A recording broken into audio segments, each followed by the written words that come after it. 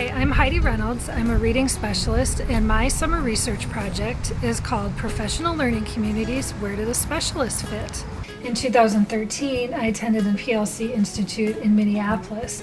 This last year, my school really dove into forming PLC teams, and I found myself on two teams. I was on a grade level team for weekly collaboration, but this was not always meaningful to me as a reading specialist. I found myself on a monthly job-alike PLC team with other reading specialists, which was really helpful, but we didn't meet enough to really sustain a flow. I found that other non-classroom teachers were having the same problem, or they weren't part of a PLC team at all. So the purpose of my research was to find out how non-classroom teachers could best fit into PLC teams. For my research, I read lots of really great books and used the All Things PLC website, and then I was able to attend the PLC Institute for the third time in Minneapolis.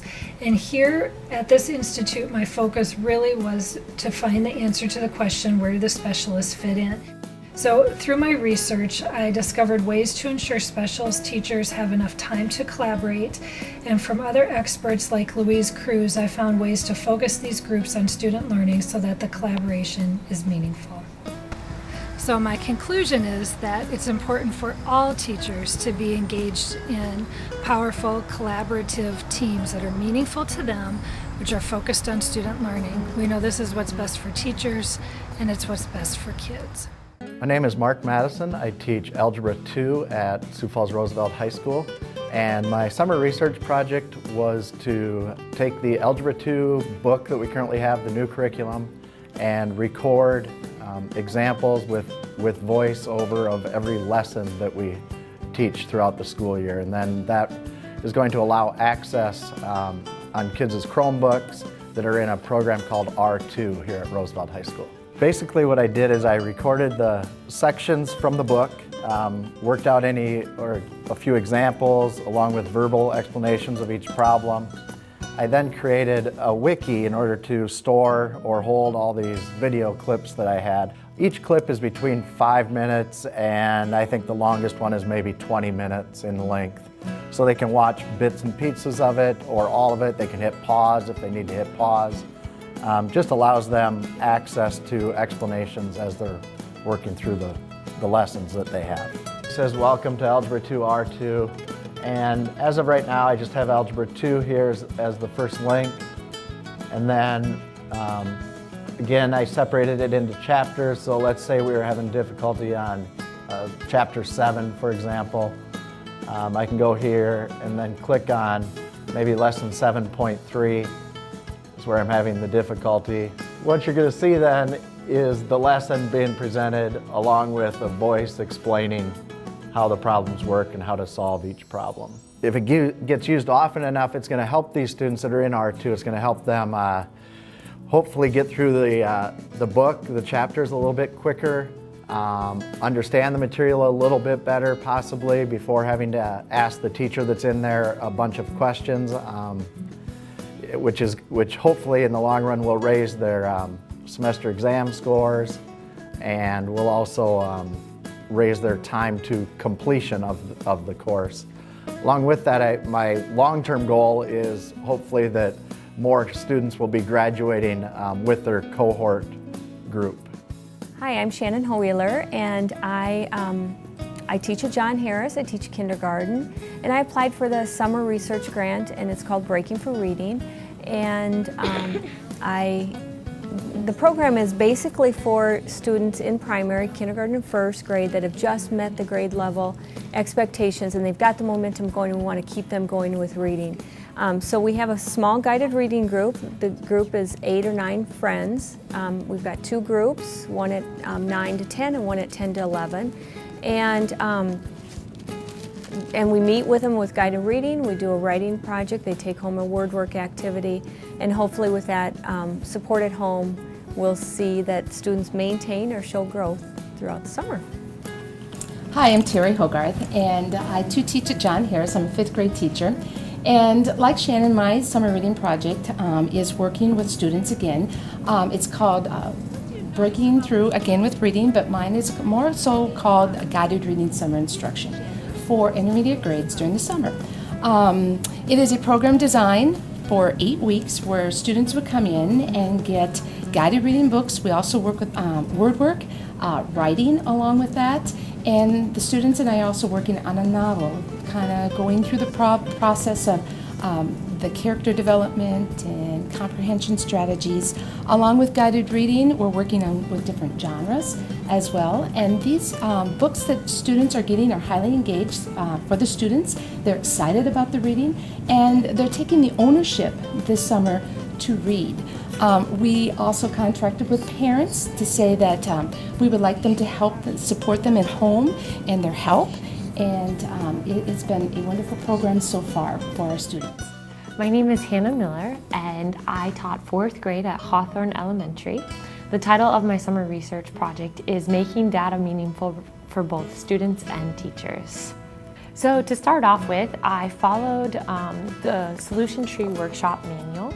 I attended a conference in Omaha, and I followed the manual Building Common Assessments. And so in this manual, it's a step-by-step process of how to start to make the data meaningful for students. Where do we begin and how do we finish? And so to start off with, I worked with my students to identify target standards. Once we identified those target standards, what was important for them to learn, I had each student make their own individual I Can folder. And inside this folder, this was definitely a work in progress as this was new to me and to them. But inside the folder, they would keep a card for math, for reading, for science, for any subject that we were studying, as well as social skills. And on these cards, they would write their I can statement. So you can see here our I can was I can multiply a whole number and a fraction. And so I would work with the students on writing these standards, and so that it was in student-friendly language as well. We also created a rubric because we are standards-based report carding. We worked through this model, identifying those standards, writing the assessment, and writing the rubrics that go along with the assessment that can be used for both the formatives and the summative assessment. And that is my data. That's my research project. My name is Jessica Nowak. I teach at Hawthorne Elementary. I teach ELL for kindergarten through 5th grade there. My research project this summer is centered around seeing the difference between kindergartners that went to Immersion Center or went to a center-based site for kindergarten, and I measured the success in later years based on where they went for kindergarten. The essential question was, how can we best serve elementary ELL students in the Sioux Falls School District? The hypothesis stated students who began with an emergent level of English will be more successful when they received modified instruction based on their language needs all day in kindergarten.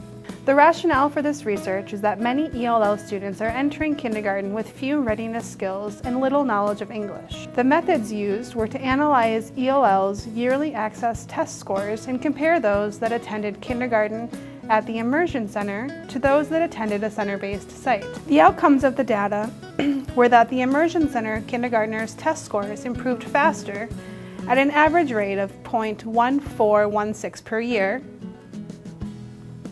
And here is a graph to visualize the growth over the years on the access test. The Immersion Center students are in red, and you can see that they are improving at a faster rate. I also did outside research, which I found that early reading interventions for ELL students showed to improve reading scores even in later elementary years. ELL students that start kindergarten with a limited vocabulary will unlikely close the gap between English-speaking peers. And kindergarten student engagement affects future educational successes. The outside research indicates the importance of kindergarten in determining students' future success. We want to give all students the right to a fair education from the start. Thank you. My name is Kevin Knopp, and I teach at Axtell Park Middle School. And the project that I worked on this summer was called Calming the Mind or Quiet Time. And I stumbled upon some stress reduction strategies that have been implemented in schools throughout the world and throughout the United States.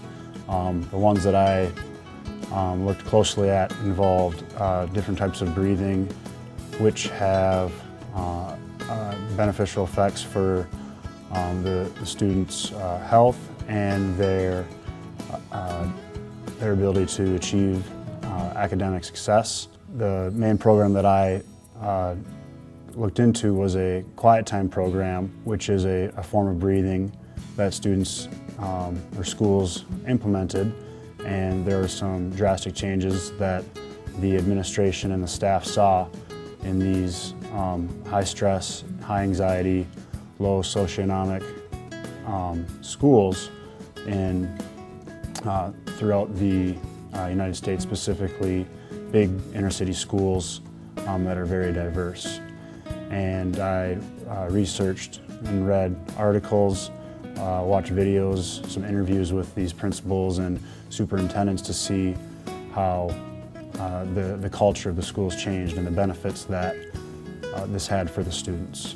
Hi, my name is Jessie Moeller, and my presentation is entitled Missing the Mark, Best Practice for Intentionally and Purposefully Embedding Writing into the Writing Workshop Practice.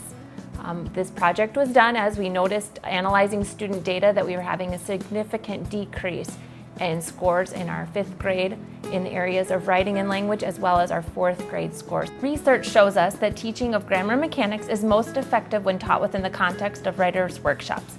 But what does that really look like at each grade level? When surveying teachers, I discovered that while teachers typically say that writing is one of their favorite subjects to work on with their students, they often cringed when asked about their thoughts on the teaching of grammar and mechanics. Why is that? Well, most often their responses included, "I'm just not sure what is exactly expected of the students at my grade level. I don't feel very confident in my own understanding of grammar and mechanics, and I'm not sure how to effectively embed these practices into my writer's workshop without just using the frowned upon worksheets." The Common Core lays out the expectations for each grade level, but how do we take all of that information and break it down into something manageable and usable for teachers? Through my research, I have discovered effective practices for embedding grammar and mechanics into daily writing and have developed convention checklists based upon the Common Core, which will help our teachers focus on the specific content to cover at each grade level. The information builds upon the previous year's work, so it's absolutely critical that each grade level is doing their due diligence to provide their students with the appropriate knowledge and experiences necessary for mastery of the content.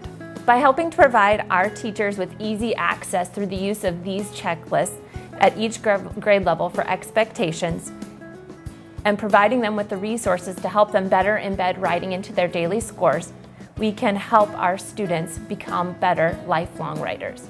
Hi, my name is Erin Radway, and I'm the librarian at Lowell MST Elementary School. My summer research is called Combating Summer Reading Loss with School Library Programming. Prior research by other scholars shows that students who do not continuously read throughout the summer lose precious reading skills at the start of the following school year, and they fall further and further behind. This trend is especially visible in students living in poverty. For that reason, I developed a summer reading program at our school library to encourage reading throughout the summer. Summer Library Club happens every Thursday from 9:30 to 11. At Library Club, students may choose from a variety of literacy stations to actively engage in reading. We have the iPads and Chromebooks for listening to reading, and beanbags for a comfy place to read to self or with a partner. We also have half a dozen volunteers each week so that students can either read to an adult or listen to an adult fluently read. Most importantly, each week students check out 3 library books so they can continuously read throughout the summer. I hypothesize that students who participate in Summer Library Club will maintain or increase their reading level from the spring of the previous school year. I also hypothesize that students who participate more frequently will more likely maintain that reading score. I will not be able to fully tabulate the results until we do the DRA, Developmental Reading Assessment, at the beginning of the school year. When those scores are in, I will do a paired t-test of the changes in DRA scores. I am hoping that this test will show that the library program made a statistically significant difference in helping students maintain or increase their reading abilities from the previous school year. If the outcomes are favorable, we will consider offering this program in future years. I will be able to share the findings of this research at a Lowell MST staff meeting, and also will be able to discuss the implications of the program at an elementary librarian's in-service or collaboration.